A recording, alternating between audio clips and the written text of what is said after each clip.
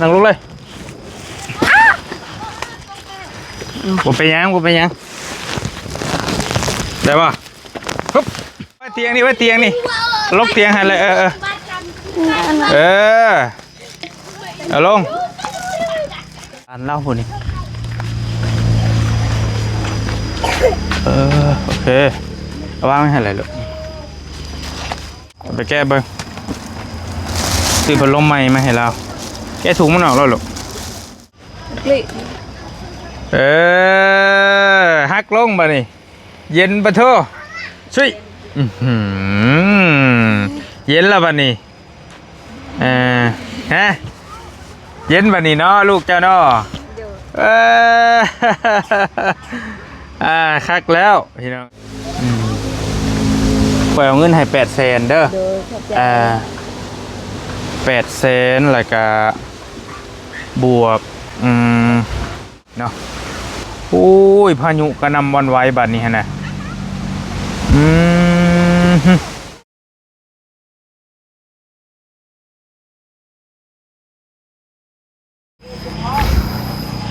พี่น้องเลยการทักทายสบายดีเนาะสบายดีและสวัสดีเด้อเนาะสบายดีพ่อแม่พี่น้องเบิ้ลสุขุทุกคนยามช่วงบรรยากาศเด็ด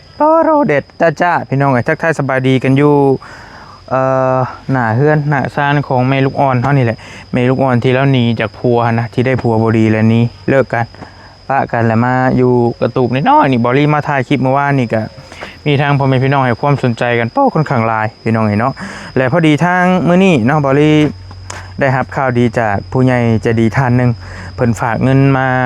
5,000 บาทผู้ใหญ่ใจดีทางฝั่งไทยให้บอลี่ซื้อข้าวของเนาะมาซอยเหลือเบื้องต้นแบ่งนะแบ่งมาซื้อบริซื้อปัญหาพันหรอกเพิ่นใบซอยเขตอื่นน้ำเนให้บริแบ่งมาซอยเราว่าแล้วแต่บริเห็นสมควรบริก็เลยซื้อแบ่งซื้อข้าวสารกระสอบหนึ่งกระสอบใหญ่แล้วก็ซื้อพัดลมมาให้เราตัวหนึ่งเพราะว่ามื้อวานนี่มาเลยลูกเราป้อฮอดเรามีไฟฟ้าต่อลงจากเฮือนพี่น้องอยู่แต่ว่าบ่มีพัดลมบริก็เลยซื้อพัดลมมาให้ซื้อไข่ซื้อมีให้แหละน่าอยากน่ากินมาให้เราเบื้องต้นก่อนเนาะพี่น้องเนาะกับได้ยินเราว่าเราอยากได้เงินมาจำฮีดจำคลองไปซื้อสิ้นหมูบอกหรือจังไรมาจำฮีดให้มันถูกต้องตามฮีดคลองเพิ่นนั่นแหละเพราะว่าเรานั่นเอาผัวก่อนเอาผัวแล้วไปอยู่บ้านผัวหั่นนะก่อนจะไปอยู่บ้านผัวหั่นก็ต้องจำฮีดคล้ายๆว่าบอกครอบนั่นแหละครอบทางผีทั้งสางบอกเพิ่นเคยเฮ็ดกันนะบอกว่าข่อยสิไปอยู่บ้านผัวเด้อหั่นนะแล้วบัดนี้เรากลับมาต้องมาจำอีกเทื่อนึงว่าข่อยกลับมาแล้วเด้ออย่างสินะต้องมีเงินประมาณ1,000 กว่าบาทนี่แหละเราประมาณ700,000ตามเราว่าเมื่อวานนี้นะเดี๋ยววันนี้จะเข้าไปคุยน้ำเล่าก่อนนะครับว่านั่นแหละก็สิมอบเงินให้เราไว้ละให้เราไปเฮ็ดให้มันถึกมันต้องว่าซั่นเนาะไปหาเราก่อนคือสิอยู่ติพี่น้องเอ้ยเนาะช่วงบ่ายๆโดยเราก็ห่วยง่วยอยู่พี่น้องเอ้ยฝนตกช่ำบ่จักคืนนี่บ่ได้ตกบ่ใครร็อกซั่นน่ะเนี่ยเราอยู่นี่แหละพี่น้องอยู่ต้นลำไยอยู่ใต้ต้นลำไยแค่นี้แต่มันมีห่มนะถ้าบ่มีห่มนี่ป้อห่อนสิว่าบ่เป็นไงขี้ฝุ่นขนมกุ้มบัดนี้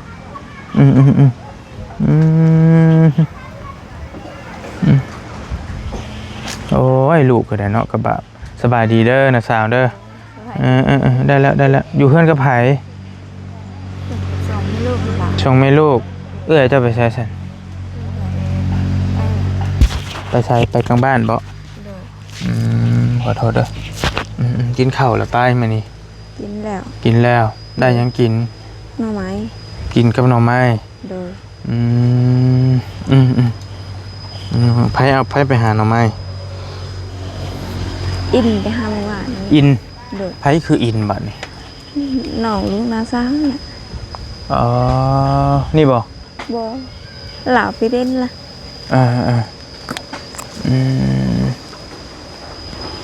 บ่าวกระบอกพี่น้องไอ้น้องบ่ได้ให้บ่ลูกก็ได้เมื่อคืนนี่ให้บ่ให้แหละเราห่อนโดยห่อนแบบบ่มีพัดลมนั่นแหละบ่มีพัดลมโดยจำนี้พัดลมคือสิเย็นเนาะโดยโอ้ยกระบะพี่น้องเอ้ยเขาว่าฝนตกแล้วมันเย็นอยู่เนาะอยู่พี่น้องฝนตกให้เน่คันว่ามันฝนบ่ตกนี่เอาเรื่องแล้วนี่พาบัดนี่พี่น้องมันเอา กับพ่อหูอยู่ดอกเบิ้งคอยเบิ้งเพราะว่าคอยเบิ้งลูกเจ้านี่นะมึงแต่ก็ยังบ่ทันเห็นดอกใจบ่เห็น2 เดือนแม่นบ่ โดย เบิ่งคือเห็นข่อยแท้ว่ารับตาผมนี่บอกเลยโป้แต่สะออนผมลกแห้งพี่น้องคือพ่อหรือคือเมียผู้หญิงแล้วเนาะ โดย ผู้คือพ่อหรือคือเมีย ข่อยยังบ่ฮู้ บ่เอามีคนท่วงบ่ อยู่ คนเขาเจ้าบ่ได้ท่วงว่าคือพ่อแท้คือเมียแท้สินะ บ่เลย บ่ได้มียังบ่ทันมีไผท่วงบ่ โดย ข่อยก็บ่เห็นพ่อแต่ว่าเบิ่งคร่าวๆว่าอยากคือเจ้าอยู่หูดังหูหยังนี่อยากคือเราอยู่อยากคือเมียอยู่ยังบ่ทันเห็น ประมาณ3 เดือนไปปลายนี่แหละถ้าจำบ่ผิดคนสิเห็นจังสิมื่นตาพี่น้องหรือว่าแล้วแต่คนอีกบ่เนาะชื่อยังก็ลืมแหละ มินตา น้องมินตาโอ้สวยงามน้องมินตราเนี่ยมันชื่อนักร้องพ่อมบ่นี่อยู่ฝั่งไทยพออยู่บ่เจ้ากับพ่อไปพ่อมาอยู่ โดย ธรรมดาอยู่แค่ว่ามันห้อนมันหยังนี่แหละอยู่นี่เนาะไผนอนเป็นหมู่เมื่อคืนนี่ น้องเอ็น น้องอินนี่บ่น้องอิน โดย ไผคือน้องอินหลานเจ้า โดย ลูกของเอื้อยเจ้าที่ว่าเป็นแม่ห้างเห็นบ่ บ่แม่น อีกคนนึงบ่ ลูกน้าสาว ลงมาพี่แล้วลงมาหาน้าบ่าวดูแต่ว่าลูกน้าสาวเฮาเด้ ลูกน้าสาวเจ้า โด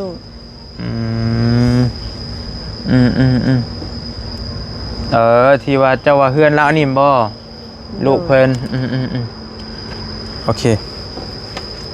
เจ้าว่าน้ำข่อยว่าอยากได้เงินมาจำฮีดบ่ โดย ประมาณ700,000จะว่าวันนี่เนาะ โดย โอเคอะไรจังคุยกันต่อมาพี่ลูกโอ้ยผู้งามเด้นี่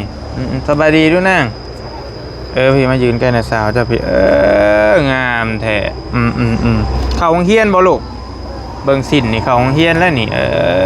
เขาเฮียน พักบ่ตอนนี้ลูก เขาพัก โดย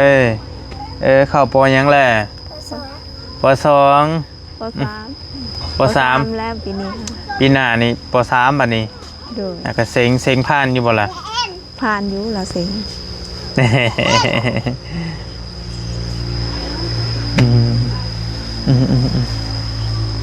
ชื่อน้องอินบ่ลูกจักปีล่ะ ได้แล้ว10 ปีอายุเราอะ 10 ปีบ่ โดย อันนี้บ่แม่เจ้า บ่แม่น บ่แม่อีกพ่อแม่เจ้าไปไสลูกไปสวนแล้วก็บาปก็บ่เป็นแล้วบ่หนังสือเป็นแล้วข่อยซื้อบอลลี่เด้อเขียนเป็นบ่บอลลี่บ่เป็นเอาคือว่าเป็นถ้าเป็นแบบได้เป็นซื้อตัวเองเป็นซื้อผู้อื่นยังบ่ทันเป็นเทื่อบวกเลขเป็นบ่เป็นอยู่โอเคขอโทษเด้อเดี๋ยวจะหน่อยไปยกเครื่องน้ำนาบ่าวเราซื้อเครื่องมาให้นะสาวเจ้านะสาวบ่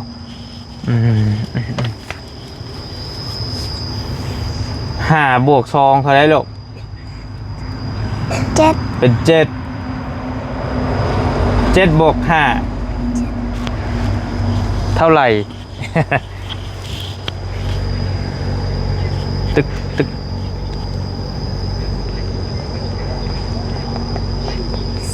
12 1212 บวก 13เท่าไรลูก 15 15บ่แม่น12 บวก 13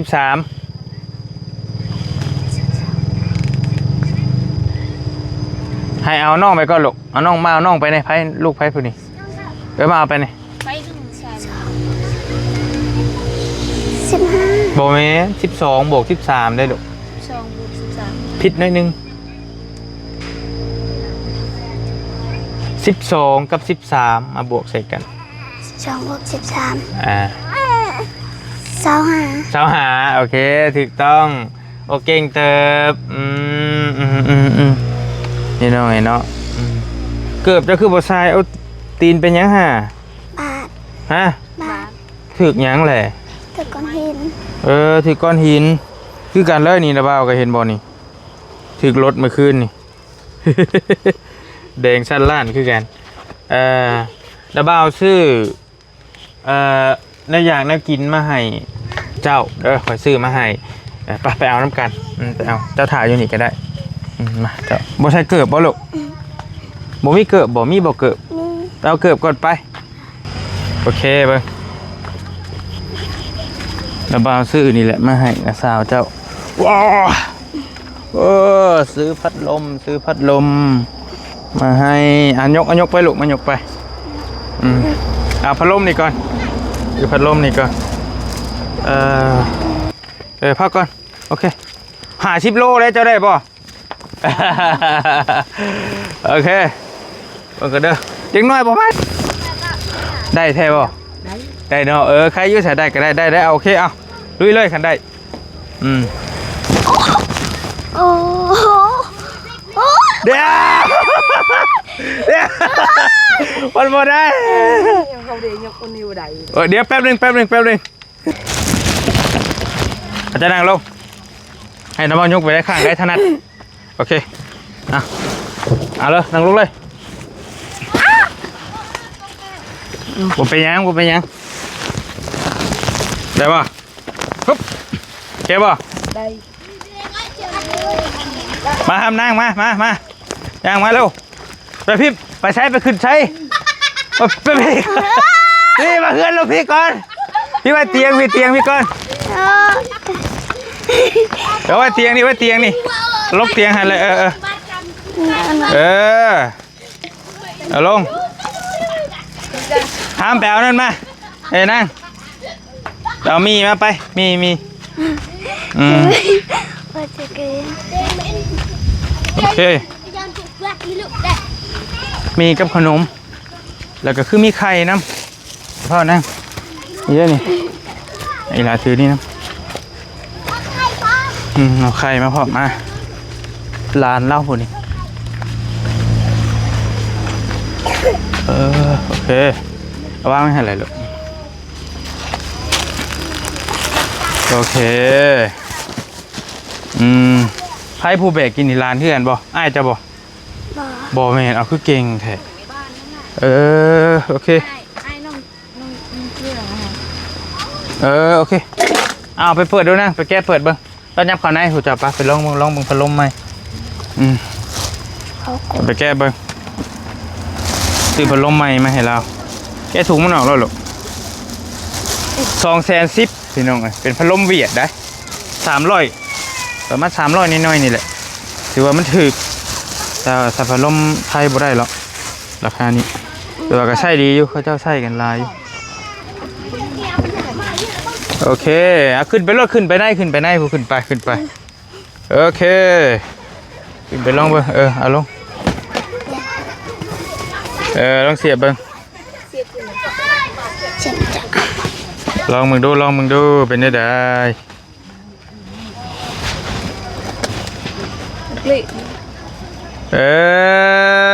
ฮักลงมานี่เย็นปะโถช่วยเย็นแล้วบัดนี้ฮะเย็นบัดนี้เนาะลูกเจ้าเนาะคักแล้วพี่น้องเอ้ยเพราะว่าพนอนบ่มีพัดลมเลยแต่ว่าพัดลายกะบดีเด้อเด็กน้อยมันสิเป็นปอดเด็กน้อยฮะนี่แต่เอาอ้อยไปอ้อยมากก็ได้พัดลมลายมันกะคือหูแล้วเด็กน้อยมันบ่ประหยัดปานใดผู้ใหญ่เฮานี่ใครนี่ฮะมันไม่ได้ให้ซ้ำเลย มันเย็นบ่มันเย็นแล้วบ่ให้ซ้ำจักความแท้เด็กน้อยก็ได้เย็นแล้วฮอดบ่ให้บัดนี้เย็นบ่ลูกเย็นบ่เราว่าคันสิว่าเป็นเย็นหั่นแหละเราสิว่าก็แบบก็บ่ฝนก็สิมาได้สาวเจ้าสิอยู่ได้บาดนี้โอ้ดำปีๆมาเลยพี่น้องปิดไว้บ่ฝนมาแล้วได้บัดนี้ได้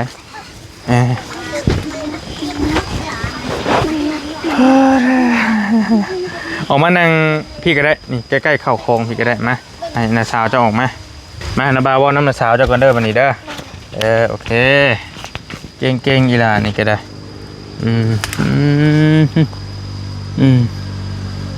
ค่อยซื้ออันนี้มาให้เด้อขนมซุปนึงแล้วก็มีแก๊สนึงแล้วก็ไข่เด้อเอาไว้ต้มไว้ทอดสู่ลูกเจ้ากินแล้วแต่คิดแบ่งปันกันข้าว50 โลเด้อข้าวสารปัจจุบันนี้เจ้ากินข้าวน้ำน้าสาวแม่นบ่โอเคพอดีแล้วเอาไปสู่การกิน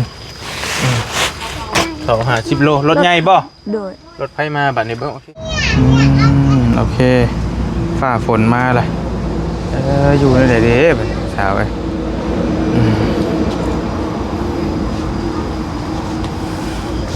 บอรี่ซื้อเบิ่งกันได้ไล่บางก่อนอันนี้ซื้อรวมเบิ้ล1 2 3 4อย่างนี่แม่น745,000บวกพัดลมอีก210,000บอรี่ซื้อกินนี่เบิ่งสิไล่ให้เบิ่งน้ำกันพี่น้อยเนาะ210,000บวก745พอดี955,000พี่น้องนี่เนาะกับข่อยสิเอาเงินให้เจ้าเด้อสิเอาเงินให้เจ้าเอาไว้ให้เจ้าว่าจะเฮ็ดที่เฮ็ดคลองกันแล้วแต่เจ้าเด้อสาวเด้อเบิ่งข่อยสิเอาเงินให้1 2 3 4 5 6 7 8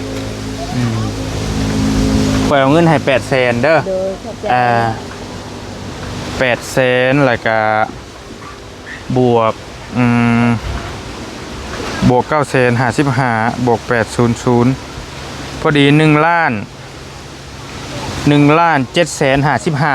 พี่น้องบาลี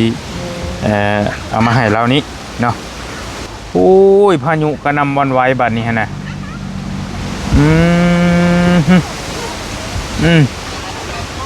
โอ้ย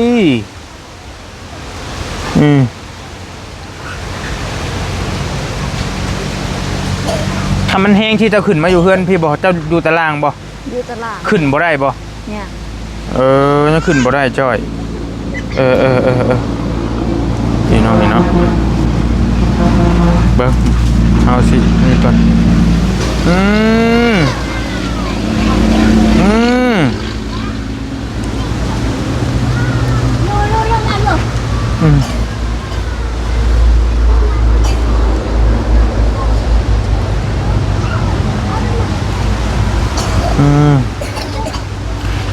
เป็นเงินบาทบอลลี่เอามาซอยแล้วนี่ประมาณ 2,600 เนาะ 2,600 บาทประมาณนี้เด้อสาวเด้อเดี๋ยวว่าให้ฮู้จักน้ำกันพี่น้องเป็นเงินบาทไล่ทั้งบาททั้งลาวประมาณ 2,000 ปลายๆโอ้ย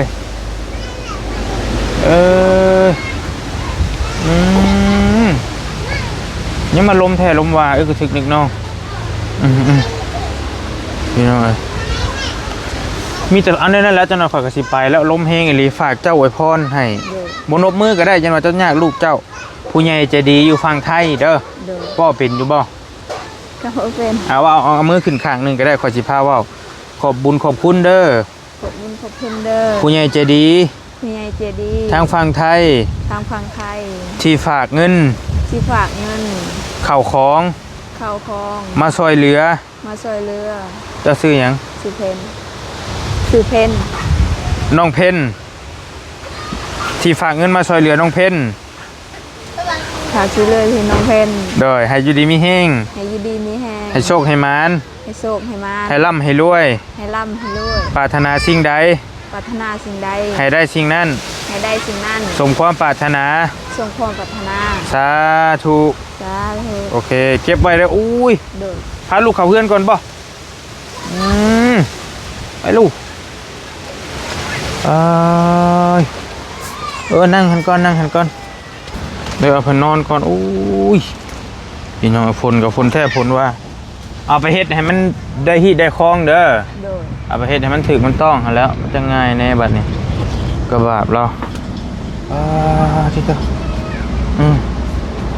เปิดพัดลมให้ลูกในจังหน่อยก็ได้ห้อนแท้ๆได้ฮะ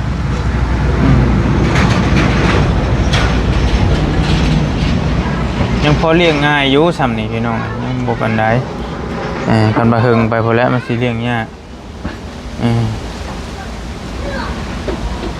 ก็แล้วแต่ดอกคนบางคนเลี้ยงง่ายบางคนเลี้ยงยากเขาก็บอกยากตัวนี้ก็ได้นี่นะเจ้าอยู่ไฟบ่อยู่ไฟจักมือ 10 มื้อ อยู่10 มื้อปุ๊บ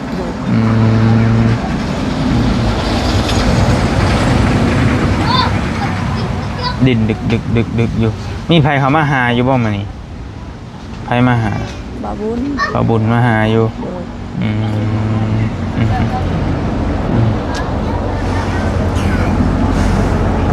โอ้พายุดูกระถึกนึกนองอันนั้นผู้ได้ยกเข่ากินนี่มาให้ด้วยให้เสียเงินให้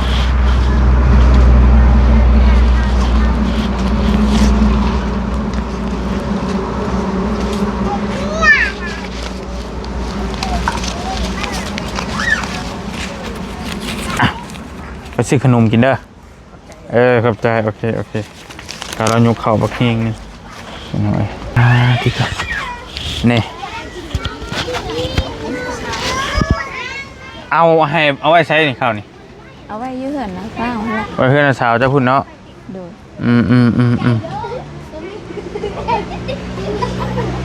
สูงทำให้จะขึ้นได้แบบนี้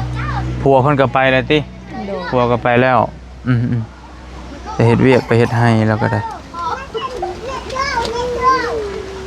นอนรับฟันดีอยู่บ่นอนรับอยู่บ่ยามมื้อคืนก็ได้เจ้าก็ได้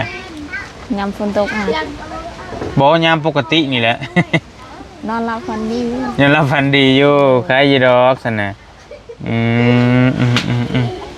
ยันว่าพี่น้องนอกจากลูกบ่ให้เนาะ โดย ถ้าลูกให้แล้วนอนบ่รับแม่นบ่ โดย เป็นแม่ลูกอ่อนก็ต้องอันนั้นแน่แล้วเริ่มลึ่งแล้วบ่เอาลูกก็ได้ใครแน่อยู่บ่เริ่มเป็นแน่อยู่บ่ โดย แรกๆนี่อุ้มก็ค่อยบ่เป็นแน่เนาะอุ้มนี่ก็ยากแม่นบ่ แม่เคยเอาล้านตั้งแต่น้อย โอเคเคยเอาหลานอยู่ โดย เอาหลานลูกไผ ลูกเอ้ย ลูกเอ้ยเจ้า โดย อยู่ไสอยู่พุ โดย ก่อนเจ้าเอาผัวบ่ ยั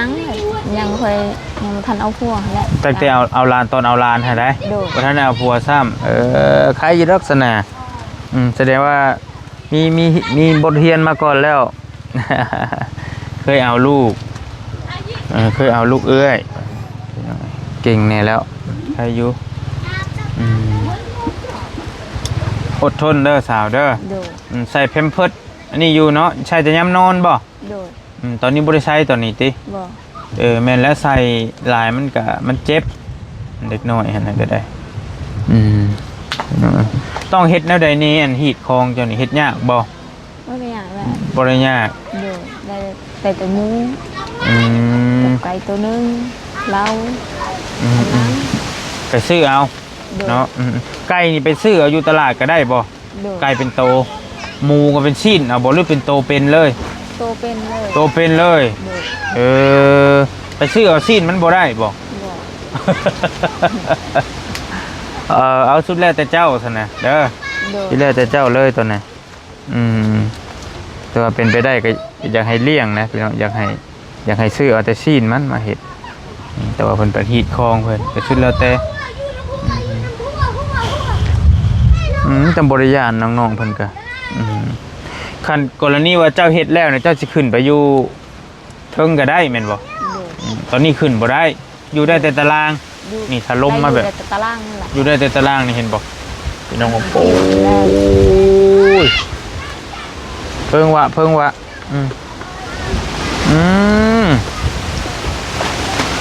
บ้าพายุนักเลยในเบิ่งทรงแล้วเฮ้ยมาแล้วเข้าเอาเข้านี่ก่อนบ่ก่อนสิโจมให้ เชลี่จะ อันนี้เอาไว้ก่อน เลย เอาอันนี้เอาไว้ไหนก่อนอ่ะอันนี้เอาเข้าไว้ไหนก่อนนะ อันนี้เอาขึ้น โอ้เด้อ คือเข้าเอาขึ้นเลยแหละ เอาขึ้นเทิงบ่ โดย ขึ้นได้บ่ฮัมบ่ได้เลย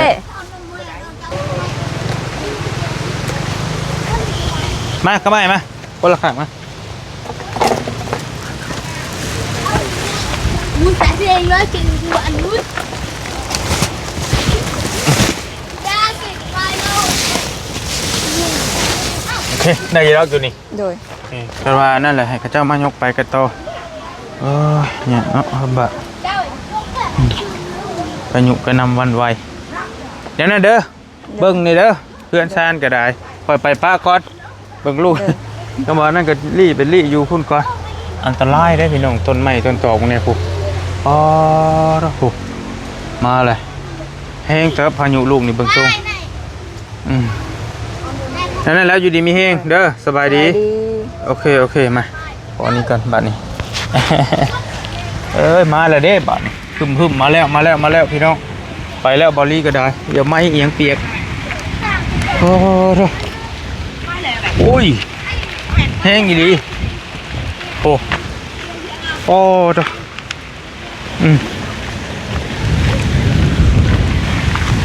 เฮ้ยมาแล้วไปพี่น้องโอ้ยมาเลยเด้อวันนี้เด้อพี่น้องเอ้ยผลเอาผมขอบใจในไลน์ผู้ใหญ่ใจดีทั้งฝั่งไทยเพิ่นฝากเงินมาให้บอลลี่เอาเงินมาให้เพิ่นต่อเป็นข้าวเป็นน้ำเป็นข้าวปลาอาหารเป็นเงินเน่แล้วแต่เพิ่นที่จัดการตัวนั้นกันแหละสุดแล้วแต่เพิ่นเอาพี่น้องเนาะโอ้ยมาแล้วเราสิอยู่ในใดเอาให้อยู่ดีมีแฮงเด้อให้โชคให้มานให้ร่ำให้รวยผู้ใหญ่ใจดีทั้งฝั่งไทยแนวใดก็ได้ขอบใจเพิ่นเป็นอย่างสูงไปแล้วสบายดีบ๊ายบาย